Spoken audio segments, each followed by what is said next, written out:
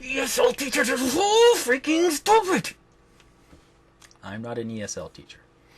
Okay, so what is the difference between speak, say, talk, and tell? Well, let's draw some faces. It's been a long time since I've done this. So, speaking is the action. It's the act of using your mouth and your larynx to make a sound. Okay, that's what speaking is. Speaking is the action. It is the action. So it is this. We need a neck here, I guess. The neck. So it is, you know, the tongue in here, and it is, of course, the throat area here. This, and then what comes out. This is speaking.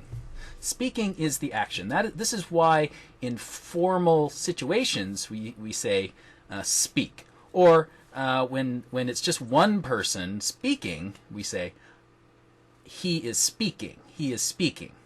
So remember, speak is the action. Now we go on to say. Let's make another guy. Oh, he's got a square head, apparently. Got a big nose. Okay. So say it means the things that come out of your mouth, quite literally. So think about this. What did he say? So he say is all of this stuff that's coming out of his mouth. So all the words coming out of his mouth. Blah, blah, blah, blah, blah, blah, blah, blah, blah, blah. So he said blah, blah, blah, blah, blah, blah, blah, blah, blah, blah, blah. So he said he would come to my house tomorrow. You see. So this has to do with what comes out of a person's mouth. So you'll see in books you'll see he said. So that's the past tense of he say. The past tense means what came out of his mouth in the past. What words came out of his mouth in the past. So speak is the action. Say or said is the words that come out of a person's mouth. And okay, so next one, talk. Well, talk is quite easy.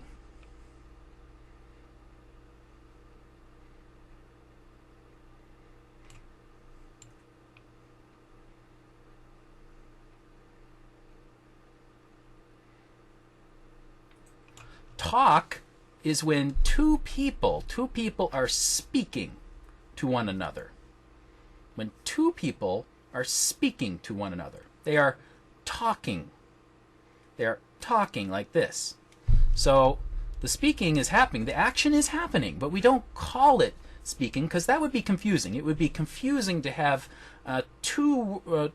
one word for two different phenomena, for two different situations, for two different actions. And the action of speaking to another person and then having that person speak back at you, that is totally different than just speaking, which is just speaking, of course. The action is just speaking.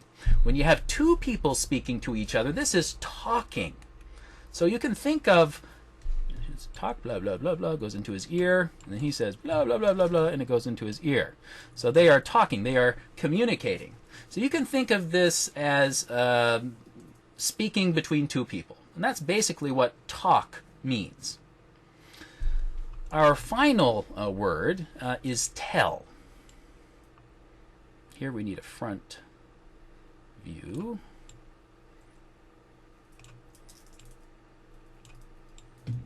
Get his eyes there.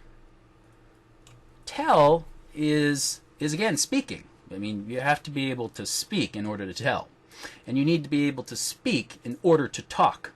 And you need to be able to speak in order to say something.